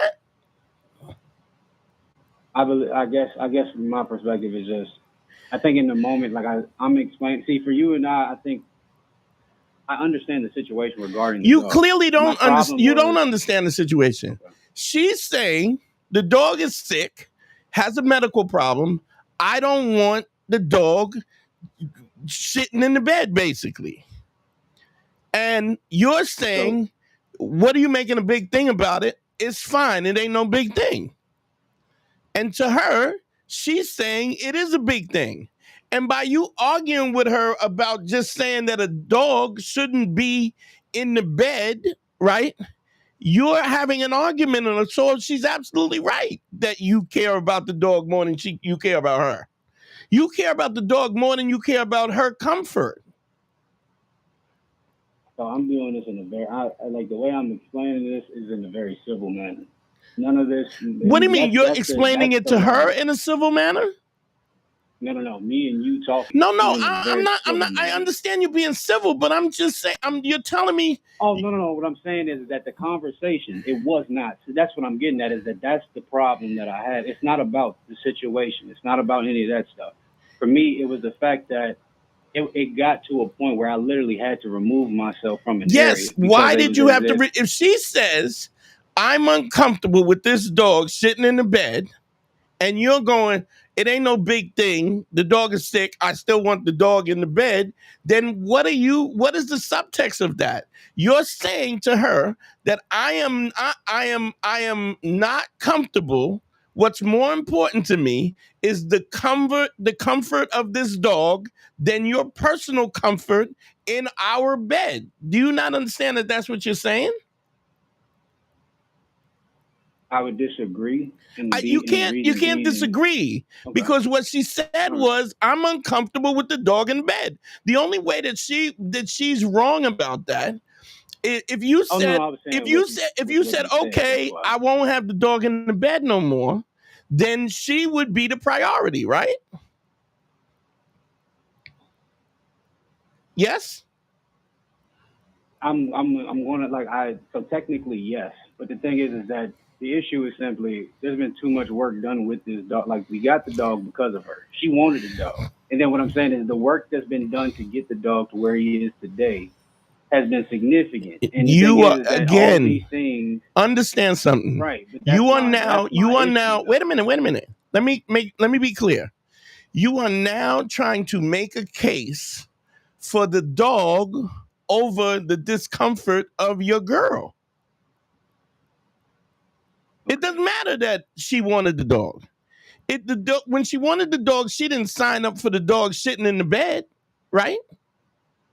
I disagree, because my thing is that if you sign up to take care of anything, specifically that's We're not talking. nonverbal, Does no she matter want to what the get? Does case she is, want to if get it rid has of the? Does she want to get rid of the dog, or does she want the dog not sleeping in the bed with her? no, potentially, if we could potentially, she may potentially want to get rid of the dog. Okay, well, here's the thing. Then you're gonna have to decide whether it's more important to keep the dog than keep your girl. You got to make a decision. If you think that the dog is more important than your girl, then who am I to tell you how to choose? But what I'm telling you is that her going, I don't want this dog leaking in my bed, is not unreasonable. And you're coming up, you're even trying to sell it to me that, well, she wanted the dog. We got all this time and effort we put into this dog. I'm giving context. Huh? I'm trying to give you the context. It does. What I'm telling you, the context okay. says everything. The context says that you want the dog to still sleep in the bed, right? I don't want to change the dog's environment. That's what I said. So you're okay with the dog sleeping in the bed. Is that, right, but the thing, it's not just because I like that's just something. It doesn't matter why. It doesn't matter. But see, let me explain something to you. Because the thing is that if you have a child, it's not a child. Supposed to be. Let's be clear. Let's be clear. It's not a child. I agree. I completely agree with you. But if this is supposed to be the leg towards the next, and this is not. No, me, it's not. Your dog. Okay, your dog is not your child. It's not the next leg. That's what I'm saying. This is not. If you're saying that, you're saying that this is a reference to how she's gonna see y'all having kids, you're mistaken. Your dog is not your kids. But how do you then take somebody's word for what it is? And because my thing is because one is a dog, and one is a child. I agree with you, but my thing is that if someone is to sit up there and act as if this is supposed to be the next leg to something, and if I'm watching you treat something that doesn't have, I'm telling you, no control over having a pet. The reason why we call it a pet is because it's a pet. It's not a baby. It's not a child. I agree with you. Okay, then there's. But I'm saying is that her words. That's what I'm saying is that this is not you or I. These are words that have been said. These are actions that have been done. What do you mean? What that she said? She said this is our baby. That's what you're saying? No, it's essentially like this is. Let's take this. This is our step first before having the child. I want to work with. Like I want to have the experience of taking care. That whole. Chris, it's not the same thing. It's not the same thing. Oh, I agree with you. Trust me. Well, if you agree with me, then there's not. Then the decision you got to make is your wife's comfort in the bed, right? Like you got to know you're not gonna have a kid, and then your kid has diarrhea, and she's gonna go. You got to get rid of this kid. Nobody's doing that. Nobody does that. Getting rid of a dog is not the same thing as putting your kid up for adoption. She didn't give birth to this dog.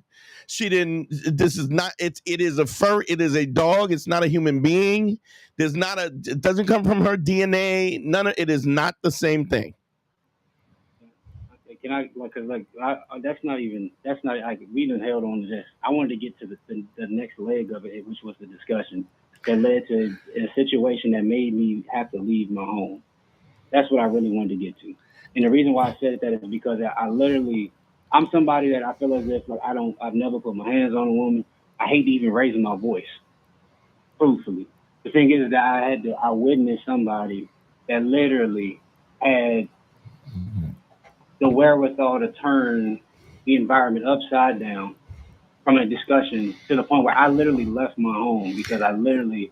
Why do you think she took it so personal? I would say it's simply because she genuinely thinks like her health is at stake. Why else? Why? Yes, she probably does think her health is at stake. But why else did she take this personally? I think I genuinely, and this is just from my perspective, I believe she put herself between. She put the dog in between she found a way to create some divide in a sense. And granted, once again, and the thing is, the way I'm explaining this to you is very simple. And the thing is, like, I'm doing this in a way that, like, this is not how it went by any means. And the thing is, like, so for you and I to have the discussion, I would prefer, if it would have been like this, I promise you the outcome is different. But the thing is that it was approached in a very abrasive manner. I stayed calm from the jump. The thing is that it then led from one thing to the next. Okay, let me say this. I'm gonna make this clear. It's not that I want you to understand. It's not that I don't get what you're saying. What you're saying is she jumped out the window, and because she jumped out the window, you had to leave the house because you didn't think that her response to this was reasonable, and so you got upset and you felt like you had to leave the house. Now, I'm going to give you a perspective that maybe you haven't thought of. The fact that she said that she has made it clear to you that her health might be at risk. And the fact that she's telling you that she don't want the dog sleeping in the house. Exaggerated, though. Huh? That's the one thing I want to clarify. I said it. The one thing I want to clarify. Doesn't matter if she don't want dog shit. I know. You keep saying you know. Wait a minute, Chris. You keep saying you know. You keep saying you know, but what I'm saying to you is she don't want a dog shitting in her bed. So the question is, shit, he wouldn't be in the bed. That's what I'm saying. If it was shit, he wouldn't be in the bed to begin with. Okay, that's what I'm it doesn't matter. Anal leakage, whatever it is. She's saying I don't want a dog in the bed. And the dog, it was fine, the dog in the bed until the dog's ass started leaking. Now, if you think it's okay, right? And she's saying, I'm uncomfortable with a dog's asshole leaking in my bed, right? And she tells you that, and you don't take her side, you're taking the dog's side over hers. And so she's jumping out the window because she doesn't feel safe with you because you are siding with a dog instead of your girl. Is it? All right. So let me ask you this: can two things not be true? Because can she not be excessively compulsive and making things like I'm talking about exaggerating things in a way? Because like even when I explain it, I always have to explain it like either way. What I'm getting at is that can two things not be true? Can that not be the case? But can she also not be exacerbating the entire scenario? Maybe she is jumping out the window on this. But I don't think that it's unreasonable for a partner to say, I don't want anal leakage in my bed from a dog. And if I tell you that as your girl, I expect you to take my side. It's one thing if she say get rid of the dog. That's maybe you might have an argument, but she's saying I don't want the dog in the bed now because of the fact that you have argued with her about not letting the dog in the bed. Now it's not about just the dog's anal leakage and keeping him off the bed. It might be about getting the fucking dog, getting rid of the dog. Because what you're exhibiting is the fact that you care more about this dog's comfort than your girl. You don't see that there's a problem in that? I'm trying to. You don't see that there's a problem with your girl, who's a human being, that you put the dog over her. I don't believe that I'm put like I don't. I'm telling you, you are. I'm telling you, are you in the anybody in the comments? If you agree with me, put a number 1 in the comments. And I just want to clarify. My problem is not about it's what it led to. That's what I keep I'm trying to get to is that it's what the person. What I'm saying is you stoked that fire when you didn't go. Oh, baby, you don't want the dog in. All right, we'll have to, we'll get him a doggy bed or whatever. We'll keep him off the bed. If you had done that, do you think that any of this would have jumped, and that she would have jumped out the window? No, and I think at the same time, I refuse just to concede to somebody that makes random, I'm not gonna say random. You're right, but you're saying random because you think it's random. You I think want to correct myself. Not random. I'm saying like moves the yardstick on a continuous basis.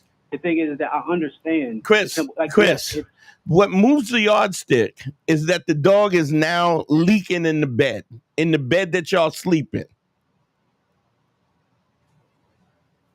That's what changes the dynamic of this.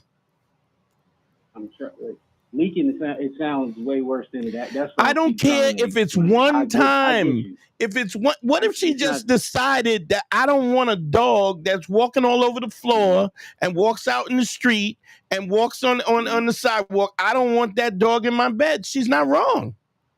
I want to clarify even with that. Like, the thing is, like, the dog is not dirty. Like, in the thing, and I say this in a way Chris, that's like, let me not. I don't care. I mean. I don't care. I don't care.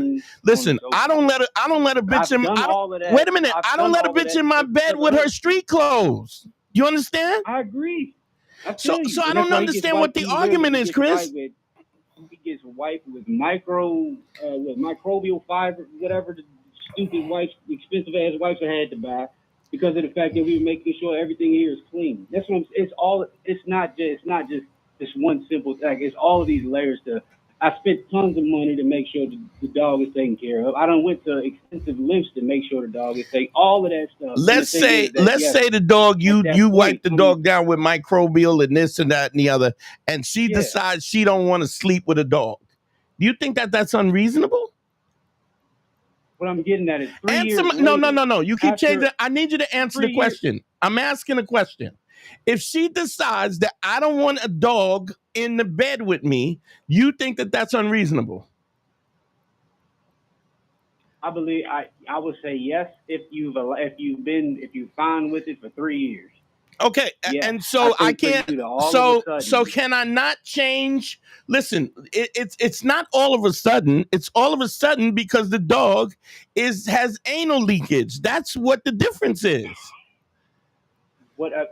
My thing is that I understand. It doesn't matter if you look, Chris. It doesn't matter if you understand.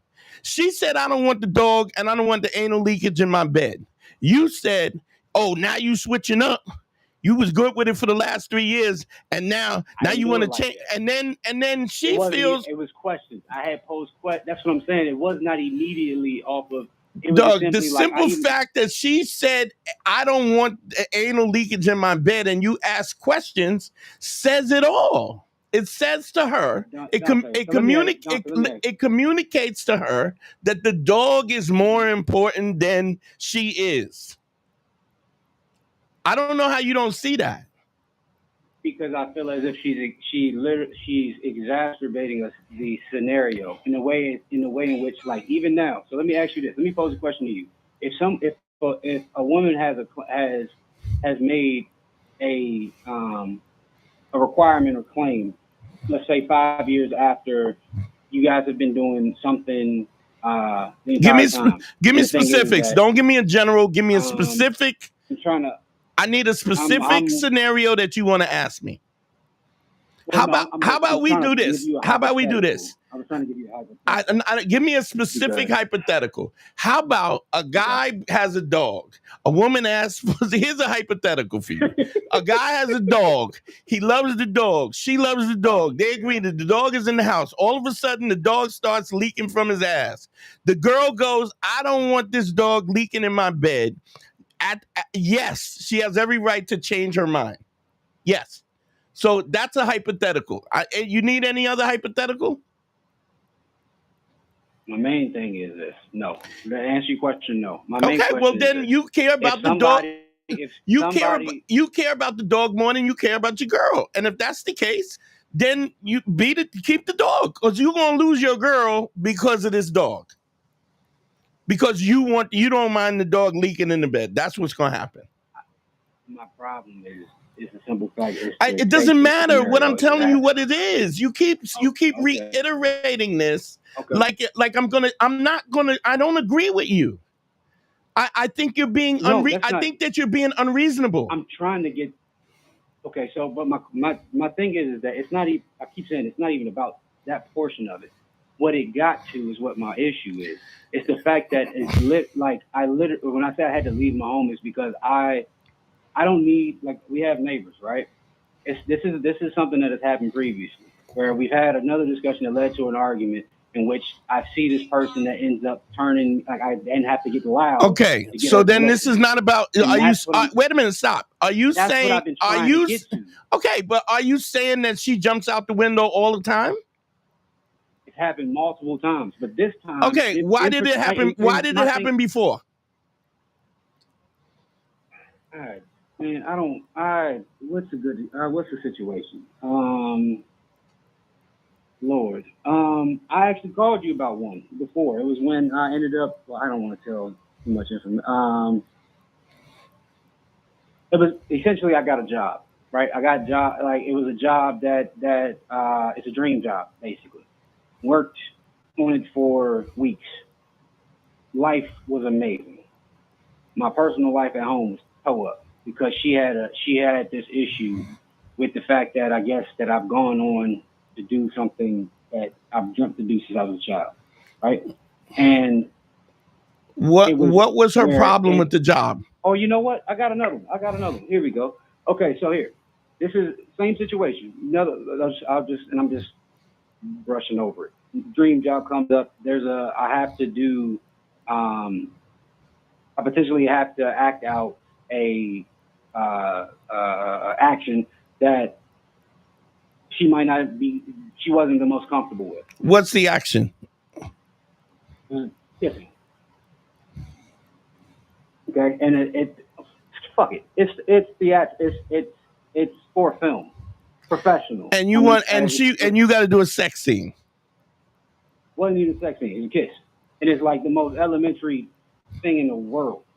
And the thing is that it turned in which, once again, is it something that's completely I never, you know. Okay, let me ask you something. Let me ask you something.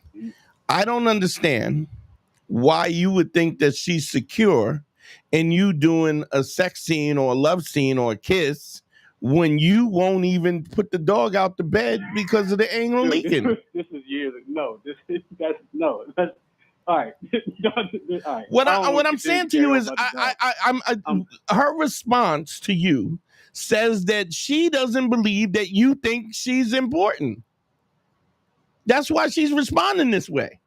And if you are telling me, if you've done everything, what happened? If you've given them no reason not to be like, and I mean absolutely no reason. You do everything from top to bottom to make sure that they are secure. Okay, let me ask you this. Let me ask you something. It's not as if I'm negligent. Let me ask you. Can I ask you a question? Oh, of course. My bad. I'm listening. Let's say you had a girl and she was doing porn, right? She decided and you wouldn't be with her, right? I mean, off the jump, yeah. I mean, I would never have even gotten into anything. I mean, it's not my why not? No why not? Why not? We would have never that's once I found it out. That's just something. Why not? You're not listening to the question. Why not? Why? It's just that's not something that I'm not. I don't even want to say condone. It's just not something that it's not somebody I would want to be with. Okay. Like I would have never even gotten into a relationship. Okay, so let me explain something to you. I've said this 100 times, and we're going way over time, and I got to go to bed. But let me say this. I've said to you, relationships are really easy. You have to understand what your non-negotiables are, and then never negotiate them, right?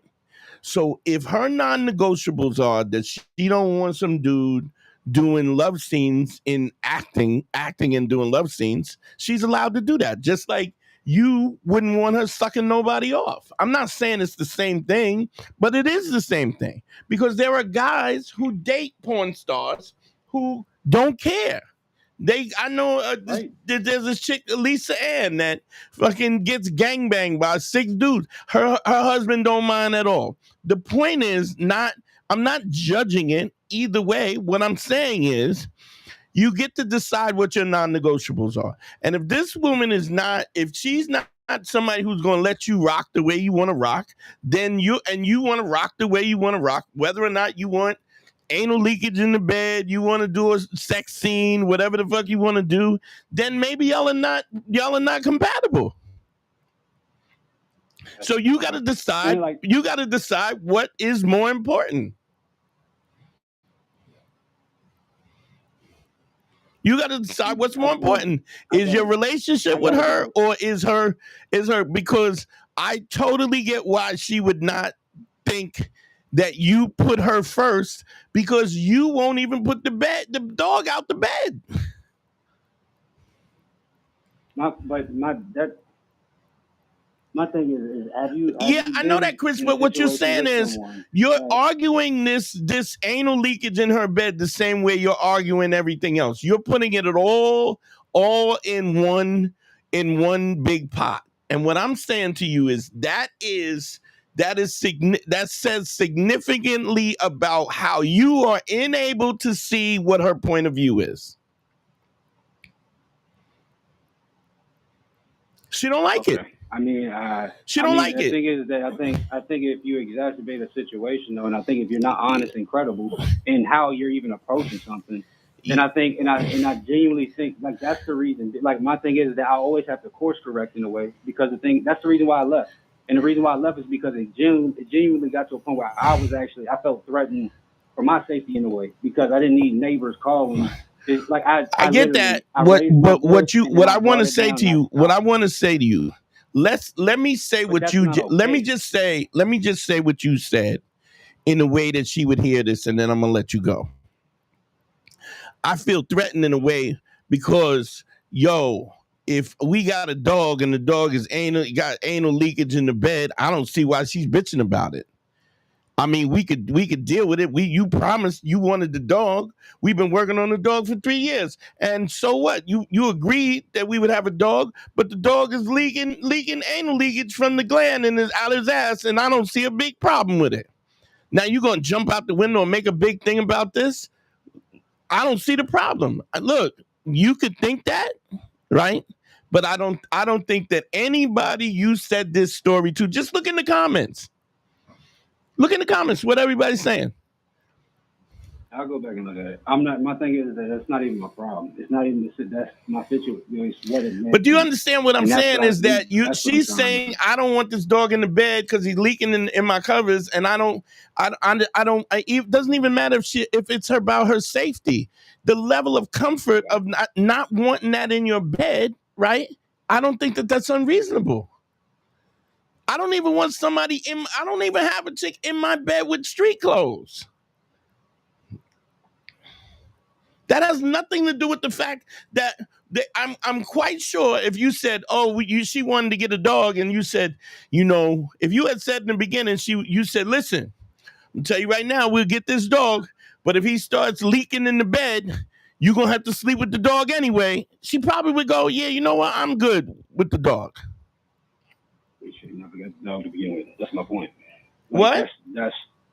I would have never got the dog to begin with. That's what I'm saying. Is that's you did, and things changed. So the bottom line is you got to decide what's important. You want to keep the dog, or you want to keep your girl? Because I'm gonna tell you right now, you're doing. I left because my safety is what was important. That's yes, but your safety. The reason why, like, now, if you want to talk to me about how she jumped out the window and how yes, but it's not unreasonable for her to say, if I said to some chick, if I was dating some chick and she had the dog in the bed, and I was like, listen, she was like, look, let's live together. You know what I would say? We can live together, but I ain't gonna have this dog can't be in the fucking bed. And if you want this dog in the bed, then you keep your apartment and I'll stay in my apartment, and we'll whatever the fuck it is. I would just take a stand. But y'all are already living with each other. And this is a condition that has happened through time. He wasn't always doing this. The dog wasn't always doing this. This is a new development. So you got to reassess what the situation is. We'll just agree to disagree. I just don't think it's unreasonable for your girl to go, I don't want the dog anal leakage in my bed. You could disagree with me, but I'm telling you what you're going to do is you're going to end up ending your relationship, because what she's going to do is she's going to look at you like, you think the dog is more important than me. That's why she's jumping out the window. Now she may be insecure. She may have abandonment issues and whatever else. But It's still in all. I don't need that. Don't have nothing to do with the anal leakage. And I get that you don't like the response and how extreme the response was, but you're wrong. You're wrong. So therefore, okay, all right, All right, all right, brother. I appreciate you. You got it, man. All right, later. Appreciate you, man. Go. All right, everybody. I gotta go and wash the anal leakage out of my covers. I appreciate y'all listening. Yeah. Don't forget, y'all. Please, one-on-one consultations at DanteNero.com. Click on consult. Y'all know how to get me. Don't forget to share and comment. Please comment on everything. Give a thumbs up. Please give us a thumbs up on everything. And also, if you want to support the bonus content, best way to support the show, we back on the grind on a consistent. I will be going live on Sunday. Support the show on the patreon.com/manschool202. GYBB, get your balls back. WWDD, what would Dante do? Sexual resolution being podcasted. I love y'all, man. It's good to be back. Good to see y'all, man. Thank you to everybody. Big shout to Michael McCannon, sent me $5 on the Cash App, and Xavier Carino on the Cash App. Thank y'all so much. Good night, y'all. Later.